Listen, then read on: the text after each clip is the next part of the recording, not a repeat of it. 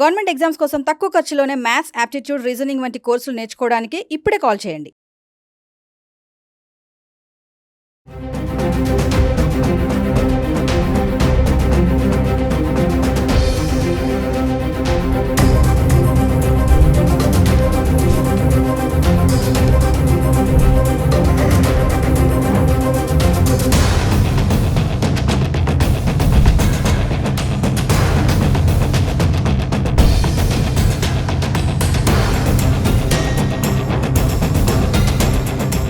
Hello viewers, welcome back to our channel. Trump అధికారంలోకి రాగానే మన ఇండియన్ స్టూడెంట్స్కి చుక్కలు కనిపిస్తున్నాయని చెప్పుకోవాలి. ఇప్పటికే ఇల్లీగల్ ఇమిగ్రెంట్స్ అందరినీ కూడా వెనక్కి పంపించే ప్రయత్నం అయితే స్టార్ట్ చేసేసారు. మరి పార్ట్ టైం జాబ్స్ చేసే వాళ్ళని కూడా అలర్ట్ చేస్తున్నారు. క్యాంపస్ లోపలే జాబ్ చేసుకోవాలి, క్యాంపస్ బయట ఎవరు కూడా జాబ్ చేయొద్దు అని చెప్పేసి. ఎక్కడైనా పార్ట్ టైంగా చేస్తున్నారంటే వాళ్ళందరిపైన నిఘా పెట్టిన అధికారులు ఎక్కడ వాళ్ళని అక్కడ పట్టుకుని తిరిగి పంపించే ప్రయత్నం అయితే జరుగుతుంది. ఇది చూసుకుంటే నిన్న జరిగినటువంటి ఇన్సిడెంట్, సాయి కుమార్ రెడ్డి అనే యువకుడు ఎక్కడ తనని కూడా డీపోర్ట్ చేస్తారేమో అన్న భయాందోళనకు గురయ్యి తను చేస్తున్నటువంటి కంపెనీలోనే సూసైడ్ చేసుకోవడం జరిగింది. ఇప్పటి వరకు తల్లిదండ్రులు కూడా ఈ విషయం తెలియదట. మరి ఇలానే చూసుకుంటే మరి ట్రంప్ యొక్క ఎఫెక్ట్ మన ఇండియన్ స్టూడెంట్స్ పైన ఎలా ఉండబోతుంది? అమెరికా వెళ్ళాలనుకున్న వాళ్ళు మామూలుగా వెళ్ళరు కదా, వాళ్ళ బడ్జెట్ చూసుకున్న తల తాకట్టు పెట్టి ఇళ్ల స్థలాలు అమ్ముకొని అప్పు చేసుకుని ఇంత కష్టపడి అమెరికా వెళ్తే మరి ఇప్పుడు ట్రంప్ తీసుకున్న నిర్ణయాలతో ఎక్కడి వాళ్ళని అక్కడే కట్టడి చేసి తిరిగి పంపించే ప్రయత్నం చేస్తున్నారు. రీసెంట్గా చూసుకుంటే సాయి కుమార్ రెడ్డి అనే యువకుడు ఆత్మహత్య చేసుకున్న సంఘటన అందరినీ కూడా కలవరపెడుతుంది. మరి దీనిపైన మరింత సమాచారం అందించడానికి ఈరోజు మనతో పాటు ఉన్నారు 2 times ranker in all India civil service examination Mallavarapu Balalatha మేడంతో మాట్లాడదాం. నమస్తే మ్యామ్. నమస్తే అండి. మ్యామ్, ట్రంప్ తీసుకున్న నిర్ణయాలు మన ఇండియన్ స్టూడెంట్స్ పైన చాలా ఎఫెక్టే చూపిస్తున్నాయి. రీసెంట్గా చూసుకుంటే సాయి కుమార్ రెడ్డి అనే యువకుడు చేస్తున్నటువంటి కంపెనీలోనే సూసైడ్ చేసుకున్నాడు. ఎక్కడ తనను కూడా డీపోర్ట్ చేసేసి సంఖ్యలు వేసి గొలుసులతో పంపించేస్తారు తిరిగానే ఒక భయాందోళనకు గురైనటువంటి సాయి కుమార్ రెడ్డి. మరి ఇలాంటి వాళ్ళు ఇంకా ముందు ముందు వస్తారంటారా? దీన్ని ఎంతవరకు తీసుకెళ్తుందంటే ఏం చెప్తారు? సాయి కుమార్ రెడ్డి ఉదంతం ఏదైతే ఉందో చాలా బాధాకరమైన ఉదంతం అండి. ముఖ్యంగా ఆ అబ్బాయి ఏ కారణాల వల్ల అబ్బాయి పార్ట్ టైం జాబ్ చేస్తుంటే అక్కడ రొటీన్గా చాలా రెగ్యులర్గా ర్యాండమ్గా ఫెడరల్ అథారిటీస్ ఏజెన్సీస్ ఏవైతే ఉంటాయో ఎవరున్నారు, ఎలా వర్క్ చేస్తున్నారు చెక్ చేస్తుంటారంట. ఆ చెక్స్లో ఈ అబ్బాయి ఎక్కడ దొరికాడంట.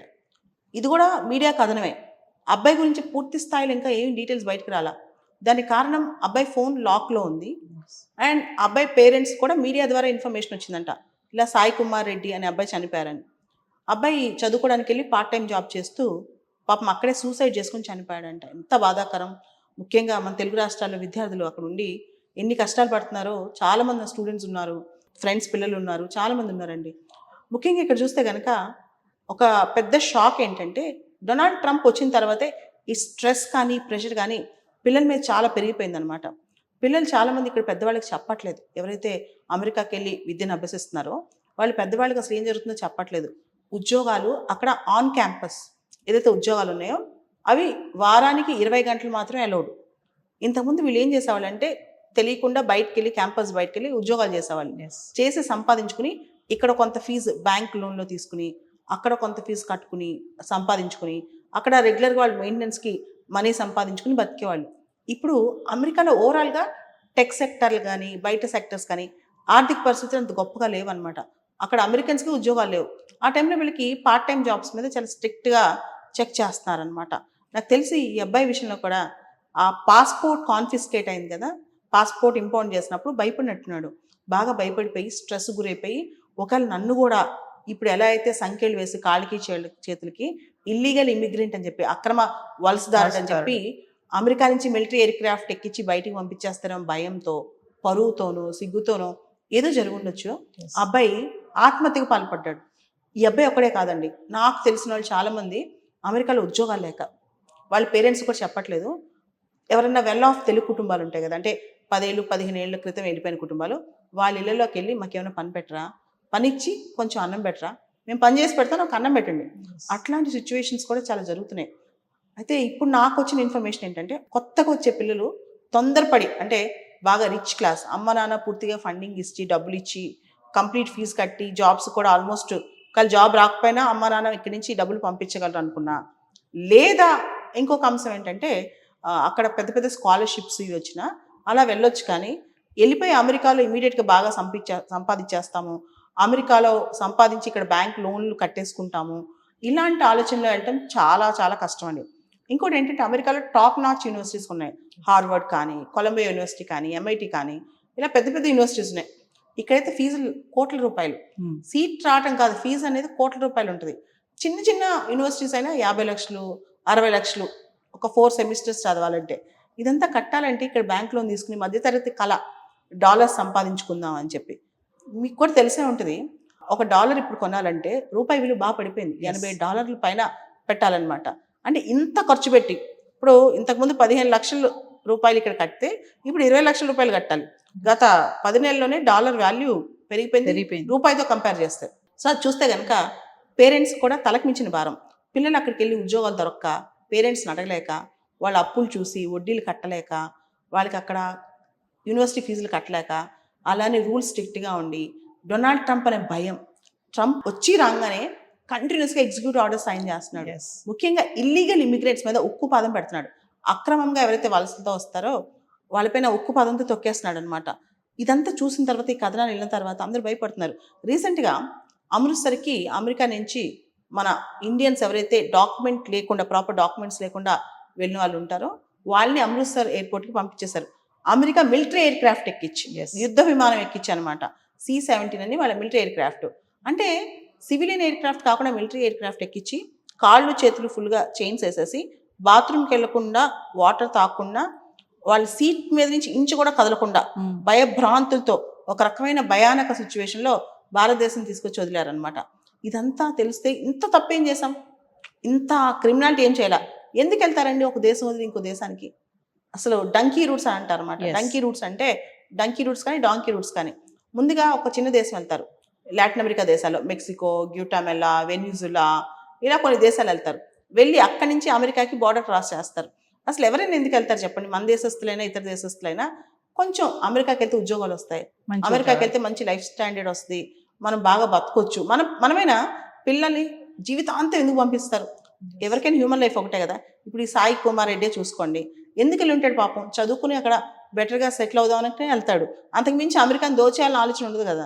సో కానీ ఇప్పుడు ఏమవుతుందంటే చాలా భయంకరంగా ఇండియన్స్ని వెనక్కి పంపించేయటము. ఇతర దేశస్తులు అయితే ఇంకా భయంకరంగా, బ్రెజిల్ కానీ, వెనిజులా కానీ, ఇలా చాలా దేశం వాళ్ళు కూడా, కొలంబియా కానీ, మిలిటరీ ఎయిర్ క్రాఫ్ట్స్ ఎందుకు తెలుసా అండి? మేము వద్దన పని చేస్తే, మా దేశంలోకి ఇల్లీగల్గా మైగ్రేట్ అవుతే మీకు ఇలాంటి గతి పట్టుద్ది. బికాస్ మేము దీన్ని జాతీయ భద్రత అనే దృష్టిలో, అనే కోణంలో చూస్తున్నాము.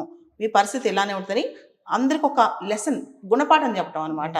So Donald Trump Republican party, బేసికల్గా రిపబ్లికన్స్ అమెరికాలో వాళ్ళందరూ యాంటీ ఇమిగ్రెంట్స్ అనమాట. వాళ్ళకి ఇమిగ్రేషన్స్ నచ్చవు. అండ్ డొనాల్డ్ ట్రంప్ దీనిలో ఇంకా పట్టుదలతో ఉన్న వ్యక్తి.